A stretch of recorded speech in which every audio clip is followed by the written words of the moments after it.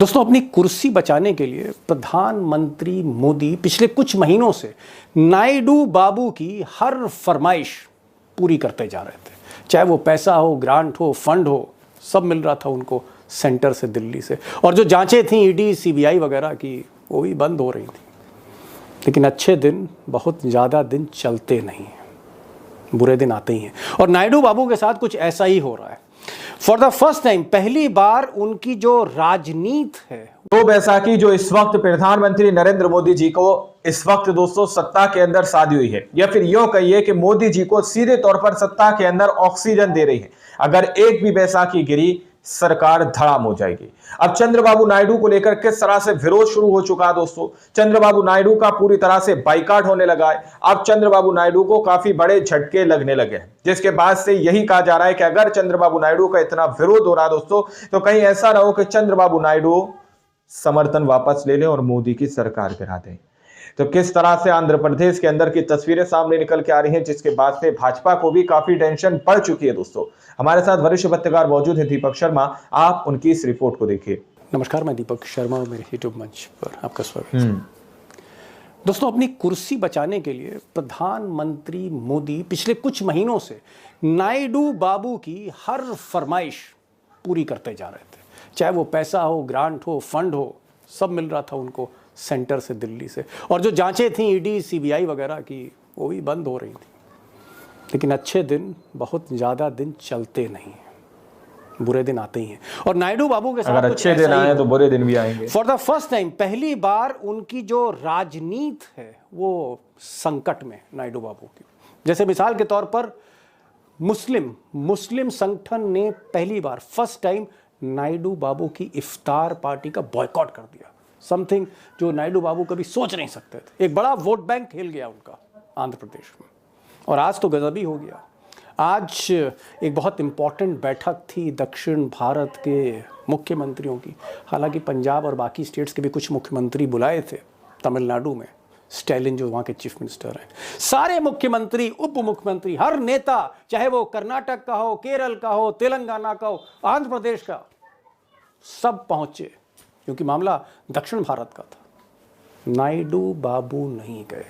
और आज की बैठक में उनकी जो एब्सेंस थी, उनकी जो गैर मौजूदगी थी, उसने दक्षिण भारत में नायडू बाबू का चेहरा एक्सपोज कर दिया। फॉर द फर्स्ट टाइम बेनकाब हो गए हैं नायडू बाबू। अब दोस्तों, सच्चाई ये है कि ना सिर्फ आंध्र प्रदेश के मुस्लिम वोट बैंक में, मुसलमानों के बीच में, बल्कि समूचे दक्षिण भारत में नायडू बाबू धीरे धीरे खलनायक बनते जा रहे हैं, विलेन बनते जा रहे हैं। और मोदी जी ने जिस तरह उनका हाथ पकड़कर खींचा है, उससे नायडू बाबू की बदनामी अब कुछ ज़्यादा ही हो रही है।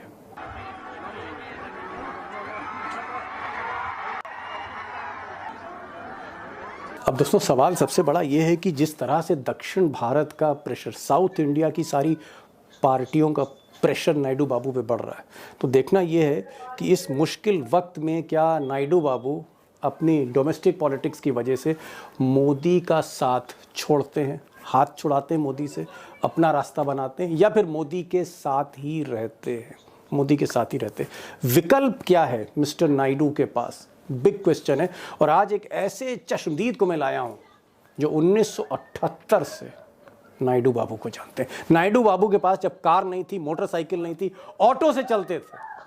आज ये हकीकत आपको एक चश्मदीद बताएगा। अब आगे बढ़ने से पहले एक छोटी सी गुजारिश है दोस्तों, अगर आपने इस चैनल को सब्सक्राइब नहीं किया तो प्लीज़ इसको सब्सक्राइब करें। और अगर ये वीडियो आपको अच्छा लगता है तो इसे शेयर करें, आपकी और भी मेहरबानी होगी। अब आते हैं असली खबर पर। असली खबर यह है कि आज बहुत इंपॉर्टेंट सब्सक्राइब कर लो भाई यार, और कैसे कहें आप लोगों से, तमाम मुख्यमंत्रियों को तमिलनाडु के चीफ मिनिस्टर स्टैलिन ने उन्होंने बुलाया था। सच्चाई का साथ बहुत कम लोग देते हैं, ये बात हकीकत है। हम लोग जितनी मेहनत करते हैं सच्चाई सामने लाने के लिए, चीफ मिनिस्टर डीके उस हिसाब से मेहनत का फल नहीं मिलता। तेलंगाना के कांग्रेस के चीफ मिनिस्टर रेवंत रेड्डी थे। आंध्र प्रदेश से भी कई नेता गए थे। यहाँ तक कि पंजाब से भगवंत मान भी सपोर्ट करने गए थे। और सोचिए, जहां सारे दक्षिण भारत के बड़े नेता इकट्ठे हों जिस मंच पर, वहां पर नायडू बाबू नहीं थे।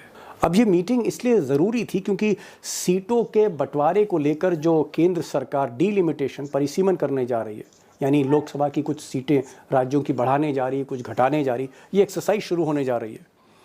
इसको लेकर दक्षिण भारत के सारे नेताओं को लगता है कि मोदी जी का जो फोकस है वो गुजरात, उत्तर प्रदेश, राजस्थान, मध्य प्रदेश, बिहार, नॉर्थ इंडिया पे फोकस है। तो वो नॉर्थ इंडियन स्टेट्स की सीटें बढ़ा रहे हैं, दक्षिण की सीटें घटा रहे हैं।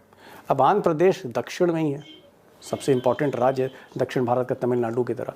मिस्टर नायडू को इस मीटिंग में जाना चाहिए था, दक्षिण भारत के साथ खड़ा होना चाहिए था उनको, लेकिन वो आज नहीं गए, घर में छुपकर बैठ गए। और यहीं से एक तरह से आप कह सकते हैं कि नायडू बाबू आज की तारीख में समूचे दक्षिण भारत के लिए विलेन बन गए, खलनायक बन गए।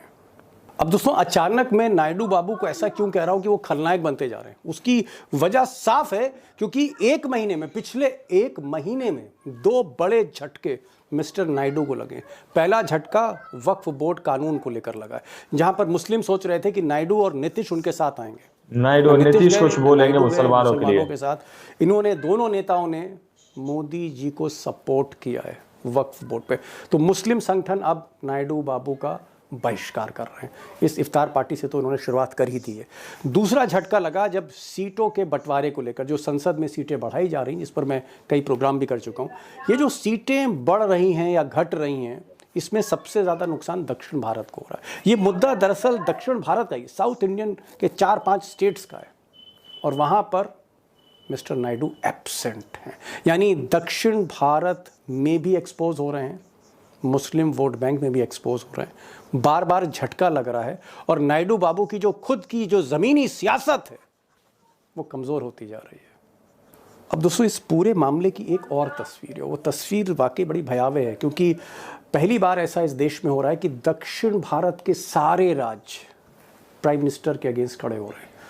South India versus prime minister, ये सीधा सीधा एक समीकरण बनता चला जा रहा है, जहाँ चाहे कर्नाटक हो, केरल हो, तेलंगाना हो, आंध्र प्रदेश हो, तमिलनाडु, सब के सब मोदी और शाह के मुखालिफ होते जा रहे हैं। और अगर ये हालात बिगड़े, अगर इसमें कोई कंप्रोमाइज नहीं निकलता है, तो सबसे ज़्यादा नुकसान मिस्टर नायडू बाबू को उठाना पड़ेगा, क्योंकि उन्हीं के वोट बैंक में सेंध लग रही। अब सवाल इस बात का है कि नायडू बाबू आने वाले दिनों में क्या करने जा रहे हैं। क्या वो दक्षिण भारत के साथ खड़े होंगे?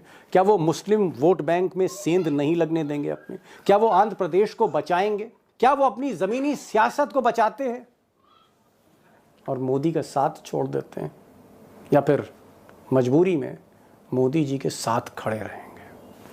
आप कह सकते हैं दोराहे पर नायडू बाबू खड़े हैं, फैसला तो उनको लेना ही होगा। अब ये कोई बहुत आसान मामला नहीं, क्योंकि नायडू जो भी करते हैं, इधर जाते हैं या इधर जाते हैं, इसका इम्पैक्ट सीधे सीधे मोदी सरकार पर है। क्योंकि आप यकीन करिएगा कि मोदी सरकार आज की तारीख में भी, भले हरियाणा जीता हो, महाराष्ट्र जीता हो, दिल्ली जीता हो, मोदी एक वीक विकेट पर है, कमज़ोर विकेट पर है। आज भी सदन में 240 ही है बीजेपी की संख्या, यानी बैसाखियां हटी, दुर्घटना घटी, ऐसा हो सकता है। तो नायडू जो फैसला करने जा रहे हैं, वो चाहे मोदी की राजनीति हो या दक्षिण भारत की राजनीति, असर दोनों पर पड़ेगा। पेचीदा मामला है।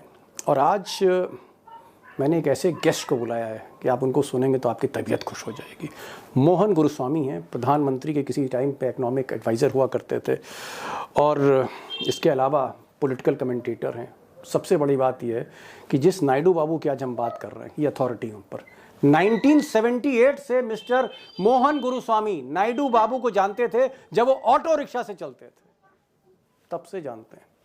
बाद में नायडू बाबू कैसे मोटरसाइकिल पर आए, कार पर आए, मुख्यमंत्री की गाड़ी पर आए, और हवाई जहाज़ से उड़ने लगे, और आज उनकी हैसियत क्या है, और उनके चारों तरफ अडानी और मुकेश अंबानी और अनिल अंबानी और तमाम उद्योगपतियों का कैसा घेरा बनता चला जा रहा है, और कैसे नायडू बाबू ने अपने ही ससुर की पीठ में छुरा भोंक दिया था। फितरत क्या है नायडू बाबू की, मोहन गुरुस्वामी से बेहतर और कौन बता पाएगा। तो मोहन गुरुस्वामी साथ होंगे, दक्षिण भारत के हैं लेकिन हिंदी बोलते हैं, थोड़ा सा गौर से सुनेंगे सब कुछ समझ में आएगा। हमारे साथ राव साहब भी हैं, हैदराबाद से जुड़े हैं, वो भी नायडू बाबू को जानते हैं। और मैंने ज़रा एक सवाल नीतीश कुमार पे पूछ लिया कि भाई, अगर खरबूजे को देखकर खरबूजा रंग बदलता है, तो ऐसा तो नहीं है कि अगर नायडू बाबू इधर उधर होते हैं तो नीतीश कुमार भी इधर उधर हो जाएं? क्योंकि सुन रहे हैं लालू यादव भी एक इफ्तारी पार्टी में फिर से नीतीश कुमार को बुला रहे हैं। तो थोड़ी सी बातचीत मैंने गुफ्तगू अभिषेक के साथ भी की है। सुनिए और एक नई तस्वीर समझने की कोशिश करिए देश की राजनीति की। मोहन साहब, मैं सियासत पर आ रहा हूं, मैं नायडू बाबू पे भी आ रहा हूं कि नायडू बाबू मोदी के साथ जाएंगे या दक्षिण भारत के साथ आएंगे, उस पर तो मैं सवाल करूंगा, लेकिन आप इतने सीनियर हैं सर, मैं सिर्फ एक चीज ये पूछना चाह रहा था और मैं उम्मीद करता हूं आप जरूर जवाब देंगे। ये बताइए, आप नायडू बाबू को कब से जानते हैं? चंद्रबाबू नायडू को मैंने पहली बार 1978 में मिला। 78? Oh my God. 78 में जब ये एमएलए चुन के आए थे ओके कुप्पम डिस्ट्रिक्ट से। ओके और वो इंदिरा गांधी कांग्रेस का जो फैक्शन था उसके एमएलए बने। और उस जमाने में जब चन्ना रेड्डी सब नए एमएलए को मिलना चाह रहे थे तो ग्रीनलैंड गेस्ट हाउस में रिसेप्शन हुआ। चन्ना रेड्डी जी के साथ अच्छी जान पहचान थी मेरी, तो मुझे भी बुलाया गया। तो उस वक्त नायडू साहब आए थे, ऑटो रिक्शा में आए। किसमें? ऑटो रिक्शा में। ऑटो? अरे सर क्या बात कर रहे हैं, नायडू साहब हाँ, तो सबसे मोहन साहब, मोहन सर आपकी बात पे मुझे विश्वास नहीं हो रहा है। नहीं गेट पे रोक दिया गया। तो मेरे को आके किसी ने बोला कोई आया आदमी कह रहा कि एमएलए है, आप जरा देख लीजिए उसको। तो ये नौजवान थे, तो मैंने पूछा कौन? बोले कि चंद्रबाबू नायडू, एमएलए फ्रॉम कुप्पम। तो बोला चलिए आइए। ऐसा हालत था इनका। ये उसके बाद शादी हुई एनटी रामाराव की बेटी के साथ। एनटी रामाराव देखा कम्मा है, पॉलिटिक्स में है, तो वो शादी। दोस्तों, आप लोगों ने इस वीडियो को शुरू से आखिर तक देखा। वीडियो के अंदर साफ तौर पर बात की गई है कि किस तरह से चंद्रबाबू नायडू को लेकर मुसलमानों ने बाइकाट करना शुरू कर दिया है। और इसके दो बड़े रीजन है दोस्तों। सबसे पहला बड़ा रीजन यह है कि चंद्रबाबू नायडू ने एनडीए सरकार का समर्थन करा, जिसके बाद से कहीं ना कहीं मुस्लिम वोट बैंक चंद्रबाबू नायडू से बहुत ज्यादा खफा नजर आया। उसके बाद जो मुसलमानों को एक बड़ी उम्मीद चंद्रबाबू नायडू और नीतीश कुमार से थी दोस्तों कि वक्फ बोर्ड के बिल पर ये लोग जो है विरोध करेंगे, सरकार का विरोध करेंगे, लेकिन इस पर भी ये लोग खामोश रहे। तो चंद्रबाबू नायडू जो हर साल इफ्तार पार्टी कराते हैं शायद, लेकिन इस साल जो इफ्तार पार्टी कराई गई थी उसका पूरी तरह से बहिष्कार कर दिया गया है, उसका पूरी तरह से बाइकाट कर दिया गया है। और मुसलमानों के अंदर एक बड़ा आक्रोश चंद्रबाबू नायडू के खिलाफ देखने को मिल रहा है, जिससे कहीं ना कहीं चंद्रबाबू नायडू भी टेंशन में और कहीं ना कहीं मोदी सरकार भी टेंशन में है दोस्तों, कि अगर इसी तरह का रवैया चंद्रबाबू नायडू के वोटर बैंक का चंद्रबाबू नायडू के साथ रहा तो फिर कहीं ऐसा ना हो कि चंद्रबाबू नायडू को अपना समर्थन वापस लेना पड़ जाए दोस्तों। क्योंकि अभी मोदी जी जो सरकार चला रहे हैं दोस्तों, वो अल्पमत में सरकार चली, उनके पास पूरी तरह से बहुमत नहीं है, जिसकी वजह से अगर एक भी बैसाखी साइड से हटती है तो मोदी जी की सरकार गिर जाएगी दोस्तों। बाकी आप लोगों ने इस पूरी रिपोर्ट को देखा सुना, आप लोग इस रिपोर्ट के बारे में क्या सोचते हैं, क्या समझते हैं, अपनी राय कमेंट सेक्शन में जरूर दीजिएगा। मिलते हैं अगली वीडियो में, जब तक के लिए जय हिंद, जय भारत।